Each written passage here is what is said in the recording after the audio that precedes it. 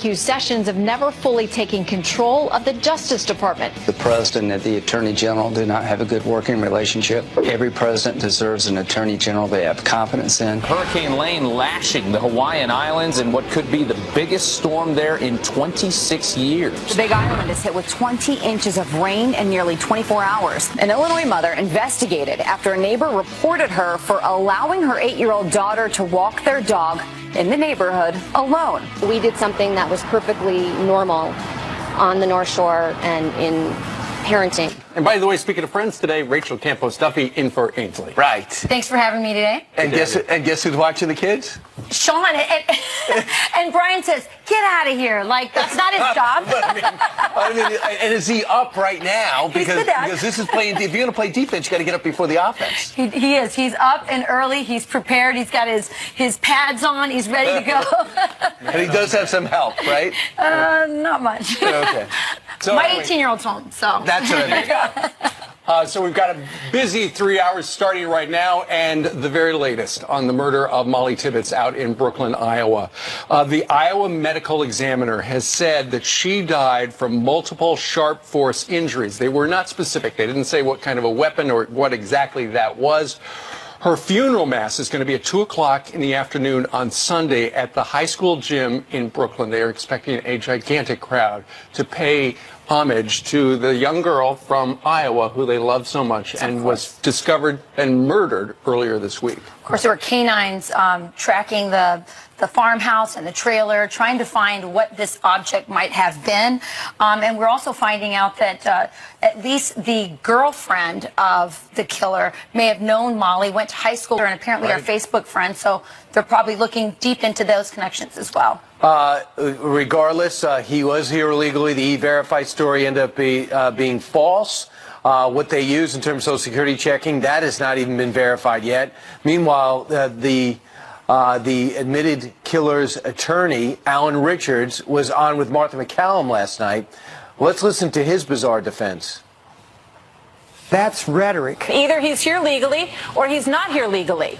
It's really not a point of view question. It's not a rhetoric question, sir. That's maybe your point of view, Martha. These are the facts. He came here illegally is just part of the equation. So to say that that's bringing politics into it, I think you're putting rhetoric and point of view on it. We're dealing with an individual that has a middle school education, so his perception is entitled to equal protection and due process. Now, you can jump to it and just say, these are the facts, but that doesn't make them facts because you say so, Martha. The situation he's involved with concerning his status has nothing to do with the situation that unfortunately happened over there on that road in Brooklyn. I'm sorry. All right. You know, he's entitled to a hearing on the immigration issue. So he's saying that he was in the country illegally, and it has, and he's got rights, but it has nothing to do with what he may or may not have done.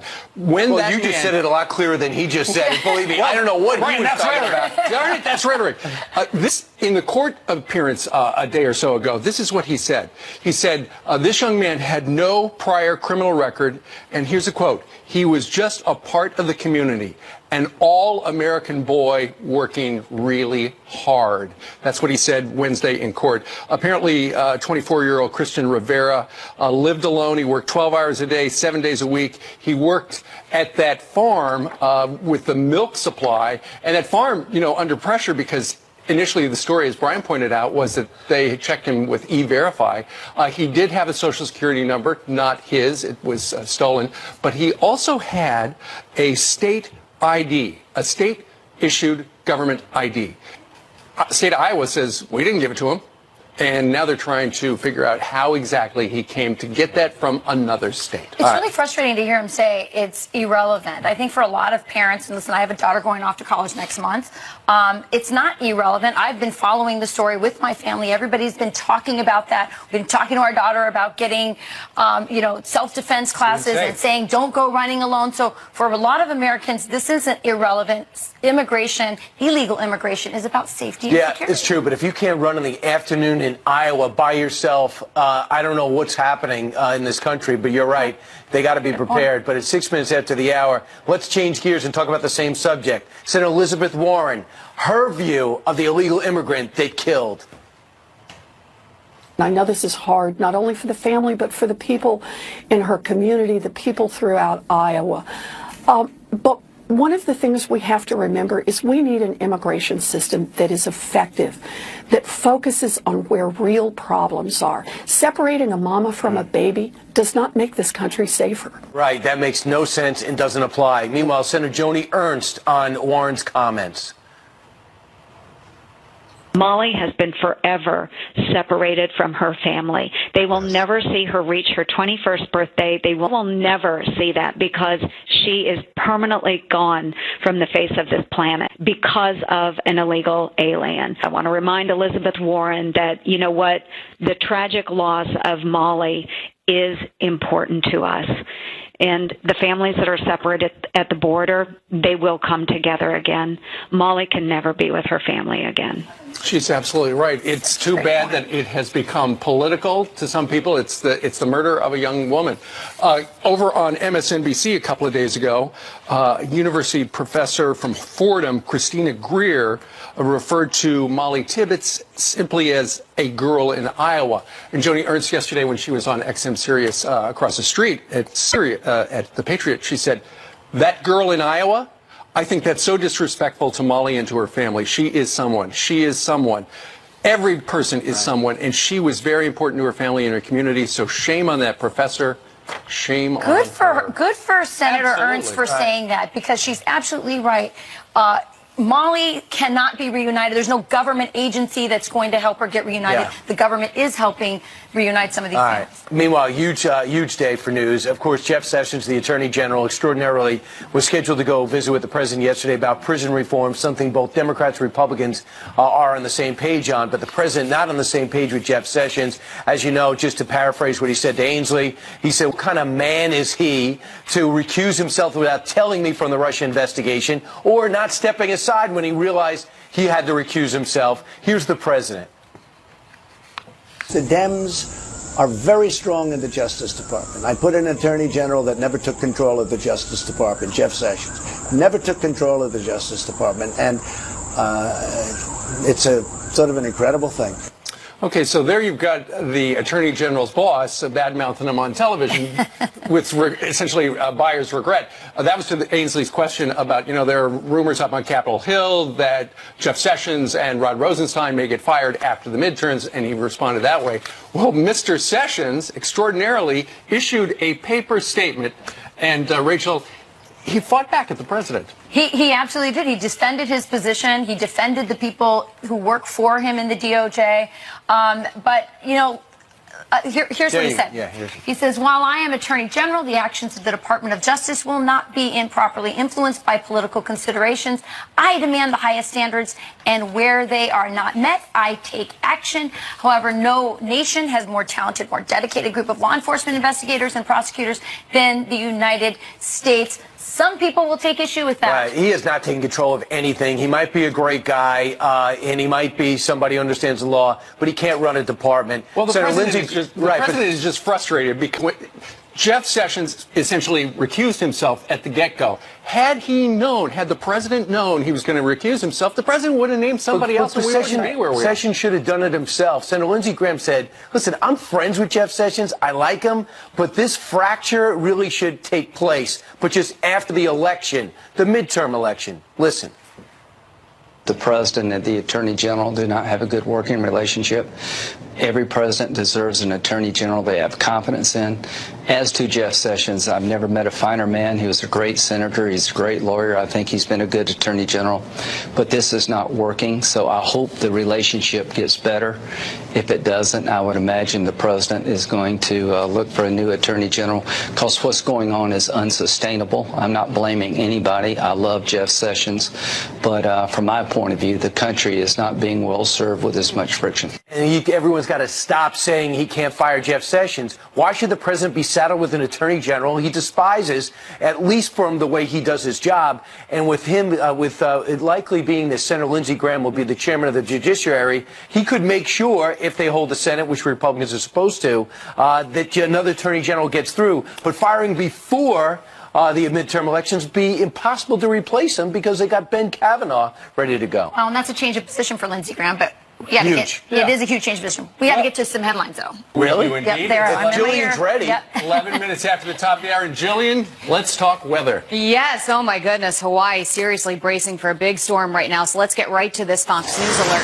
Hurricane Lane lashing the Hawaiian Islands in what could be the biggest storm there in 26 years. The Category 3 hurricane sparking massive flooding and landslide concerns. So you can see streets turning into rivers on parts of the Big Island, slammed with 20 inches of rain in nearly 24 hours.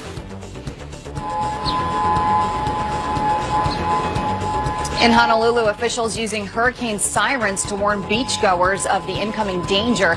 The center of the storm is moving close to the islands of Maui and Oahu with winds up to 120 miles per hour. Adam Klotz is tracking the storm right now. The former NSA worker who leaked classified information to the media sentenced to 5 years in prison. Reality Winner photographed holding the New Testament as she arrived to court. Winner smiled and flashed the peace sign as she accepted a plea deal. The 5-year sentence is the longest ever handed down for the crime. California Congressman Duncan Hunter speaking exclusively to Fox after pleading not guilty in court. The congressman and his wife indicted on charges of illegally using $250,000 in campaign funds for personal expenses and filing false records. That's how we campaign and try to raise money, is by traveling, having dinners, meeting people, and raising more money. That's how people get to hear me and hear what I have to say, then donate money. This is pure politics, and the prosecutors can make an indictment read like a scandalous novel if they want to. Congressman Hunter says he won't resign. Let's look at your headlines. I'll send it back to you. All right, Jillian, thank you very much. Also, he, at the behest of the senior leadership in the Republican Party, he is removing himself from his committee assignments because this is not helpful to the Republican Party. I think he was removed from the committee assignments by Paul Ryan. Yeah, So, and then he said, no, I won't leave, and then he said, okay, I will leave. Exactly. All right, so that's some of the news today. Also straight ahead, Democratic Congressman from Minnesota, Keith Ellison, is facing serious allegations of violence. But it took the DNC nearly 2 weeks to launch an investigation. Our next guest, a Democrat, is demanding to know why. Yeah, why so little interest in that story? Plus, a mother let her 8-year-old daughter walk their dog around the block, and the neighbors called the cops. Seriously? A scary dog. Ex-girlfriend of Keith Ellison has accused him of heinous acts of domestic abuse. Some are wondering why the DNC took nearly 2 weeks to announce that they're even investigating these allegations, let alone if they believe them. Tom Foley is a former candidate for Attorney General of Minnesota and was a Ramsey County, Minnesota attorney. He joins us right now. Tom, what's the delay here? I don't understand that. There's certainly serious allegations of domestic abuse and physical violence against Keith Ellison, and yet the DFL party in Minnesota, which is the Democratic Party, and the DNC say they're reviewing it, but to date we haven't seen any action. He was accused by his this liberal Sierra Club activist, Karen Monahan, of abuse, but not originally. It originally came from her son, and her son claims that there's video of this. Well, what happened was it broke 2 days before the primary election. The victim's son broke it on social media, and then it was corroborated by the victim the next day, indicating years of domestic abuse in at least one case of physical violence, and that there could be a video of this, but the video has not appeared yet. But certainly I think law enforcement and the Democratic Party should be looking at this. I would think so. It's bad news for the party, and they successfully smothered it for now. Karen Monahan tweeted this out: "What my son said is true. Every statement he made was true." Keith Ellison said, "You know, you did that to me." Went on to say, "You know, this is the same tweet, my fault. I have given every opportunity to get help and heal. Even now, you are willing to say my son is lying and have me continue to leak more text info so others will believe him." So she was not going to come forward. Then when her son was called a liar, she came forward, and now she can't believe that he's taken the position he's taken. Here's Tom Perez, who runs the DNC. We take all allegations of sexual misconduct very, very seriously, and that is something we've always done, and that's something we'll continue to do, and that's why the matter is under review. Is that enough for you? Well, no, they say it's under review. The DFL party said it was under review, and then 2 days later, the party Central Committee endorsed Keith Ellison for Attorney General. So we don't know, was there a review? If there was a review, what was the standard? I think the DNC should do the same thing. They should have him step down pending completion of this review or completion of this investigation. And it warrants a criminal investigation, and I don't know why anything hasn't been done. And you're a Democrat. I'm a Democrat. There you go. It seems like we have a double standard here. By the way, Tom Perez declined to say whether he believes the accuser. Maybe there is video. Maybe we'll find out for sure. Meanwhile, he's running for top cop of Minnesota. Top legal officer of the state of Minnesota. All right. Thanks so much, Tom. We'll see where this goes. We reached out to Keith Ellison. We have not heard back. Meanwhile, we've been telling you about conservatives being censored on social media. Well, our next guest is suing Facebook. All right, some quick headlines now. Australia's former prime minister says he's quitting politics after his own party forced him out of office. It comes after conservatives slammed Malcolm Turnbull's clean energy policy and poor polling numbers. Treasurer Scott Morrison will replace him and become the 6th prime minister in less than 10 years. 4 of them pushed out by their colleagues. How does that work? And the hack of the Democratic National Committee turns out to be a false alarm, we put in bold letters in the prompter. It was just Michigan's Democratic Party running a cybersecurity test meant to check the system for vulnerabilities. It was never authorized by the DNC, and the committee reported the hack to the FBI. Can someone talk to somebody? Steve and Rachel. All right, Brian, thank you. Entrepreneur Jason Fick is suing Facebook, claiming they destroyed or devalued his Facebook pages. He was earning hundreds of thousands of dollars a month from the pages, which had over 25 million viewers. The lawsuit alleges that Facebook is unlawfully silencing people, including Fick, for his own financial gain. Facebook is not above the law and must be held accountable for its wrongs. This is a true case of David versus Goliath. Entrepreneur Jason Fick joins us now, along with his attorney, Sean Galligan. Thank you for joining us. Explain, why are you suing Facebook? Well, like everyone else, I went on to Facebook. I actually went on to it. I had nothing, absolutely nothing. And I had the intent to tell my own personal story. And in that intent, I just started building an audience, like everybody else. Audience is distribution. What were you putting on Facebook? Humor. Just humor stuff. We entertained millions of people. And we did it on a regular basis. And there was no malice involved. There was no specific intent, but we just got on there to entertain. And you were very successful. At the time Facebook took you down, you were like the 5th biggest thing on Facebook. We were ranked by one independent site as 5th most active page on the internet entirely. Why would Facebook take you down? Competitive. The reality is that they wanted the news feed in order to push their ads into the news feed, so they needed to move everybody out of the way. And I think this is something that affects everybody because they needed that space. There's only a finite amount of space that puts into somebody's feed, and they have to control it. And when back in 2016, late 2016, they shut down half of my network like that. It was gone. Instantly deleted. You know, Sean, we've heard stories about how the social media giants have shut down people of a political view that maybe the people at Facebook, Twitter, etc. might not agree with. This is different. This sounds like it's more for business than politics. Absolutely economic. Imagine if you shut down Fox right now for 3 seconds. People lose their mind.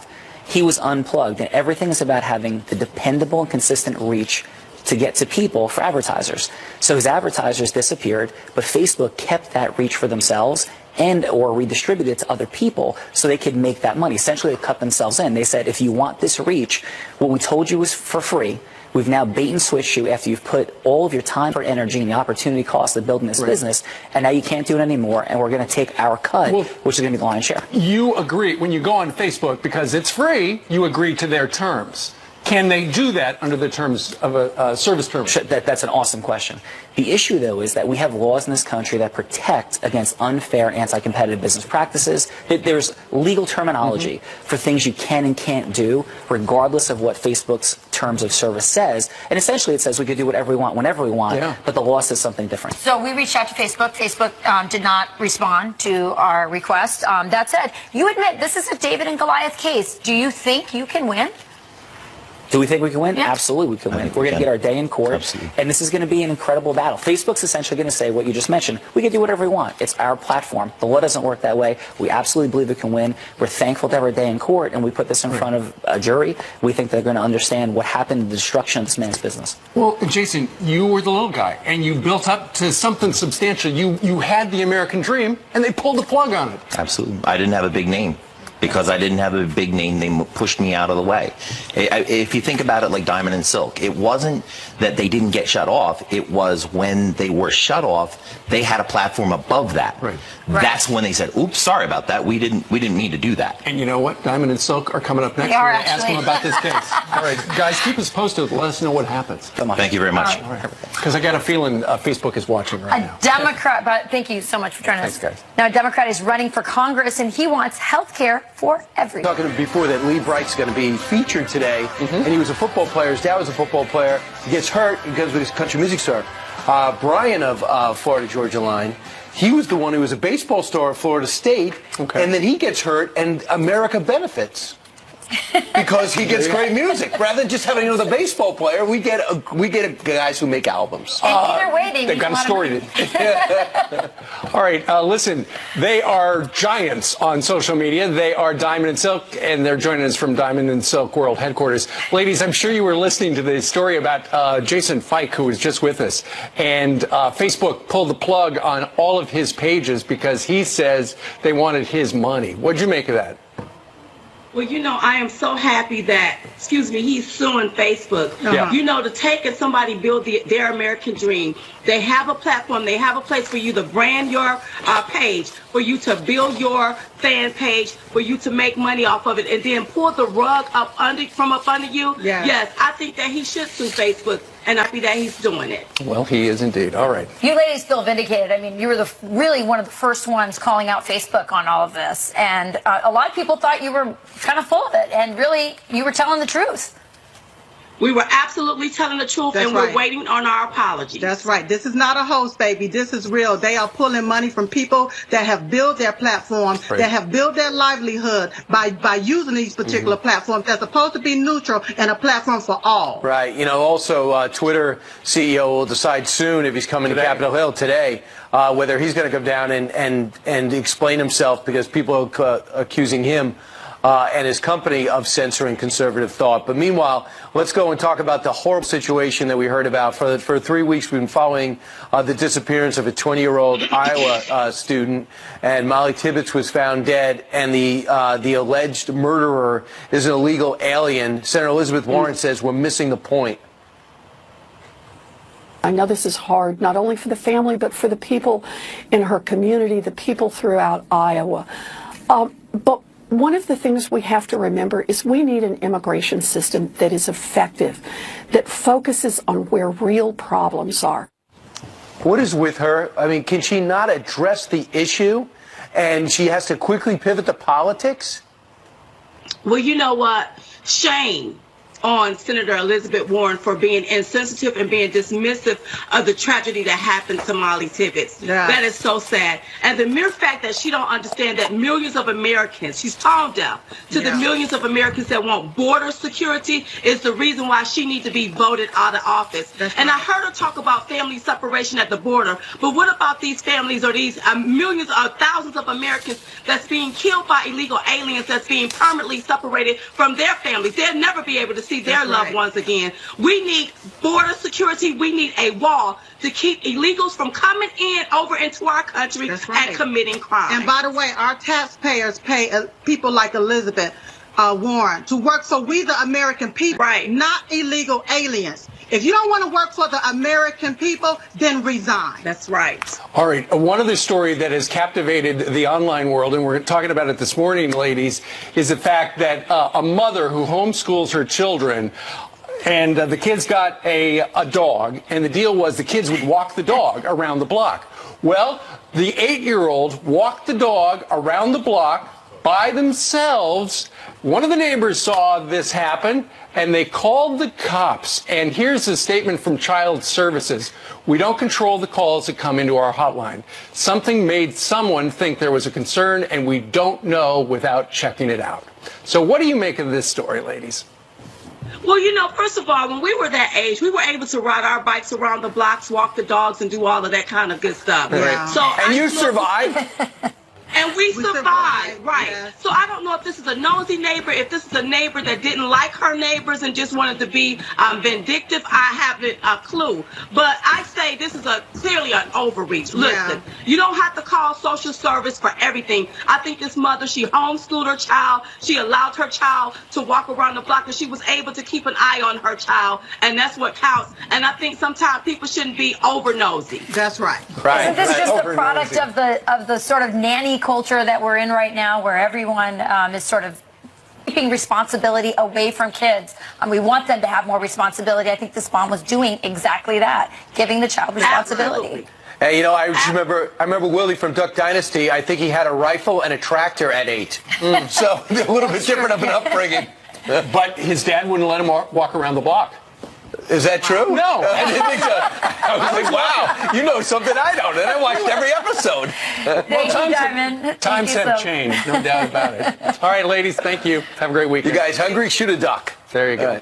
All right, 22 minutes before the top of the hour, Adam is joining us today. And Adam, every eye is on Hurricane Lane, and it looks like it potentially could miss Hawaii? Well, I mean, Hawaii's going to see the effects whether we actually get that landfall or not. It's a slow mover moving north at 6 miles an hour. Winds currently at 120 miles an hour. That makes this currently a Category 3 storm. Really, rain just battering the outer bands of rain. So even if this doesn't make landfall, you're looking at a flash flood alert for the big island of Hawaii. The western islands is where you're going to see the most rain moving over towards Maui. Also a lot of rain, as much as 2 feet has already fallen in some of these locations. Now, there is some good news with this system. Currently a Category 3 storm. It's going to weaken as it continues to move closer to the islands. So falling down to a Cat 1 by later today into the evening hours.